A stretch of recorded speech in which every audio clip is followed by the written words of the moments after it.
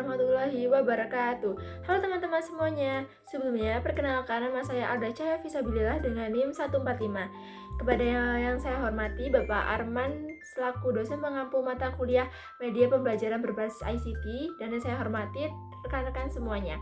Nah, di sini saya akan mengulas kembali materi yang diberikan Bapak Arman minggu lalu, yaitu yang berjudul Konsep Dasar Media Pembelajaran. Konsep dasar media pembelajaran. Jadi, media berasal dari kata medium yang berarti perantara atau alat pengantar. Dalam pembelajaran, media digunakan sebagai alat untuk menyampaikan materi atau pesan dari guru kepada siswa agar materi lebih mudah dipahami. Lalu ada belajar. Apa sih itu belajar? Belajar adalah proses yang dilakukan seseorang secara sadar dari yang awalnya tidak tahu menjadi tahu. Proses belajar biasanya ditandai dengan adanya perubahan pengetahuan, sikap, atau keterampilan, dan perubahan tersebut bersifat relatif permanen. Dan ada pembelajaran. Pembelajaran adalah proses interaksi antara guru dan siswa yang bertujuan untuk mencapai tujuan pembelajaran. Dalam proses ini terjadi kegiatan seperti penyampaian materi, diskusi, dan berbagai aktivitas belajar yang melibatkan siswa dan guru. Lalu ada communication model. Yang pertama ada sender. Sender adalah pengirim pesan, yaitu orang yang menyampaikan informasi dalam pembelajaran. Sender biasanya adalah seorang guru yang menjelaskan materi kepada siswa. Yang kedua ada encoding. Encoding adalah proses mengubah ide atau informasi menjadi pesan yang bisa disampaikan kepada orang lain. Contohnya, guru yang ingin menjelaskan materi kemudian mengubahnya menjadi sebuah kata-kata, gambar, atau penjelasan agar siswa itu lebih mudah untuk memahaminya. Lalu yang ketiga ada message. Message adalah pesan atau informasi yang disampaikan dari pengirim kepada penerima. Dalam pembelajaran, message bisa berupa materi pelajaran, penjelasan, atau informasi yang diberikan guru kepada siswa. Yang keempat ada channel. Channel adalah saluran atau media yang digunakan untuk menyampaikan pesan. Contohnya bisa melalui suara, buku, papan tulis, PPT, video, atau media pembelajaran lainnya. Lalu yang kelima ada receiver, adalah penerima pesan yaitu orang yang menerima informasi. Dalam pembelajaran, receiver biasanya adalah siswa yang menerima materi dari guru.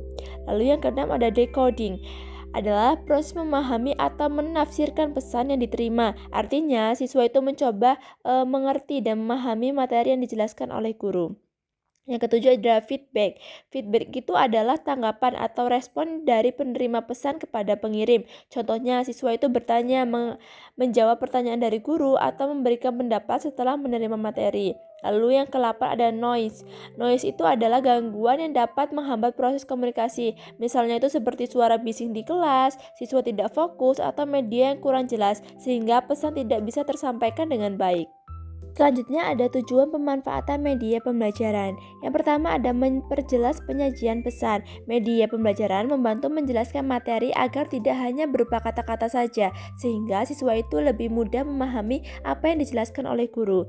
Yang kedua ada mengatasi keterbatasan ruang, waktu, dan daya indera. Jadi media itu dapat membantu menampilkan hal-hal yang sulit dilihat secara langsung. Misalnya tempat yang jauh, kejadian masa lalu, atau benda yang terlalu kecil atau besar yang sekiranya itu tidak bisa dibawa secara nyata gitu. Lalu yang ketiga ada menarik minat dan perhatian siswa. Media seperti gambar, video, atau animasi dapat membuat pembelajaran lebih menarik sehingga siswa itu lebih fokus dan tidak mudah bosan. Yang keempat ada menumbuhkan semangat belajar siswa. Media pembelajaran itu dapat membuat suasana belajar lebih menyenangkan sehingga siswa itu bisa menjadi lebih semangat untuk belajar. Yang kelima ada memungkinkan interaksi langsung dengan lingkungan. Jadi media dapat membantu siswa itu lebih memahami kenyataan di sekitar mereka. Misalnya itu melalui percobaan, alat peraga, atau pengamatan langsung. Yang keenam ada membantu siswa belajar sesuai dengan kemampuan. Dengan media siswa itu bisa belajar secara mandiri, menyesuaikan dengan kemampuan serta minatnya masing-masing. Yang terakhir ada menyamakan pemahaman siswa. Jadi media membantu menyamakan persepsi atau pemahaman siswa terhadap materi sehingga tidak terjadi perbedaan penafsiran yang terlalu jauh. Selanjutnya ada kedudukan dan fungsi media pembelajaran. Yang pertama ada menginformasikan tujuan pembelajaran.